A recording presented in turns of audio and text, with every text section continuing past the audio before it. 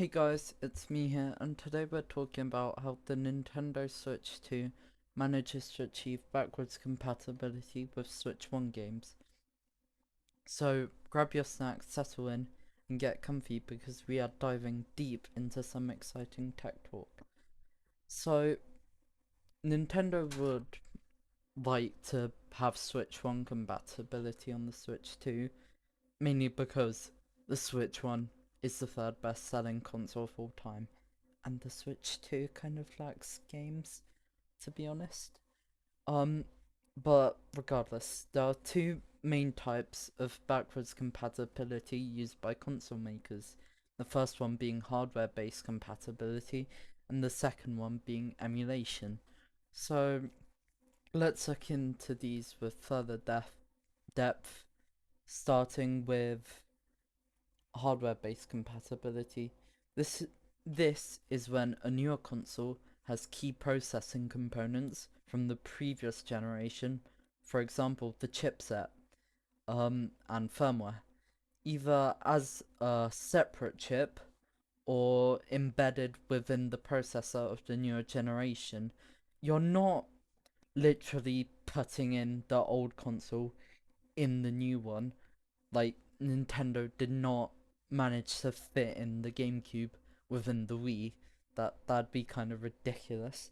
But you are having the key components, and that makes the old games be able to run with backwards compatibility.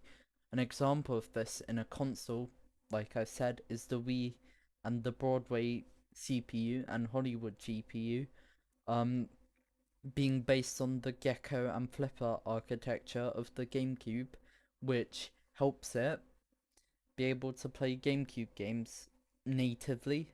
The DS has an ARM7 TDMI CPU from the GBA and a GBA port, which allows it to play its games natively.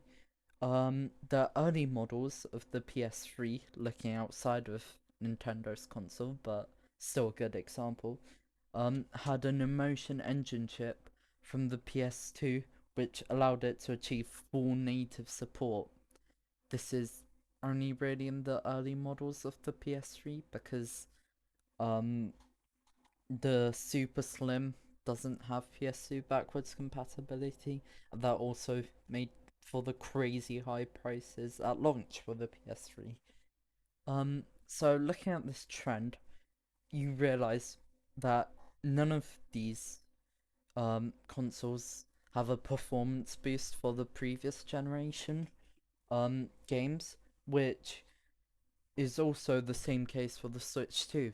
The Switch 1 games don't get a major boost or any boost at all in performance, which which only is broken when there's a Switch 2 edition of the game, like the Breath of the Wild and Tears of the Kingdom Switch 2 versions. Their ports, not backwards compatibility. They're running natively on the Switch 2, unlike the Switch 1 games. So they could have potentially snuck in a Switch 1 Tegra X1 in there, but it's really unlikely they did, as the Switch is kind of a small device. It might be hard to fit in there, and it will drain battery life having two chips. But the Switch 2 also has a high price, so maybe they did that. But let's look at emulation now. Emulation is when a console uses software to mimic the behavior of the older hardware. This is what's used in the Xbox Series X or S and Xbox One to be able to play Xbox 360 games. There's no Xbox 360 hardware in the Xbox One and Series consoles, but they can play Xbox 360 games through emulation.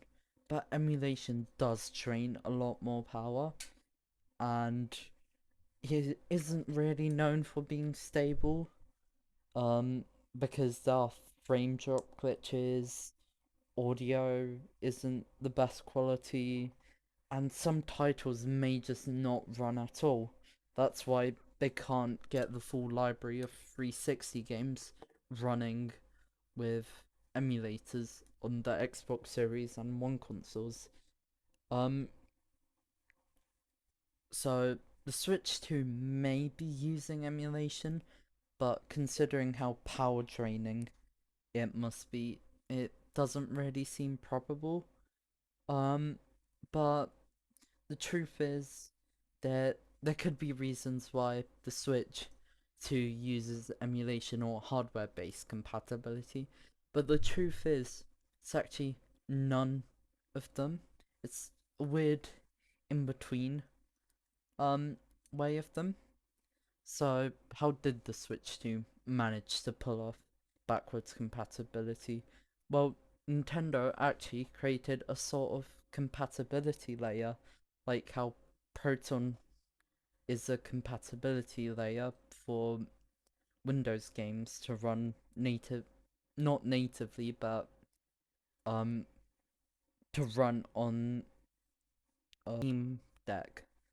So that that's the way Nintendo has got it to run really.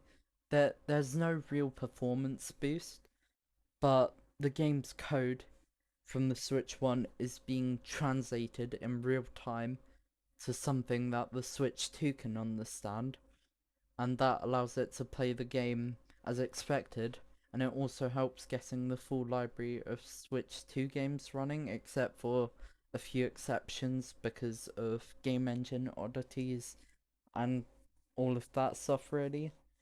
Um, so that is pretty much how Nintendo got Switch 2 backwards compatibility running on the Switch 2.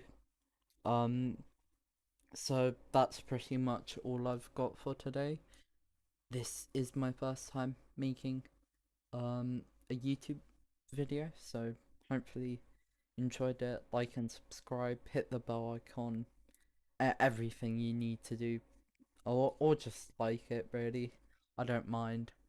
Um, so hopefully I make more videos, and hopefully there'll be a lot less um ums in my next video. I guess. Thanks for watching, and I'm signing off.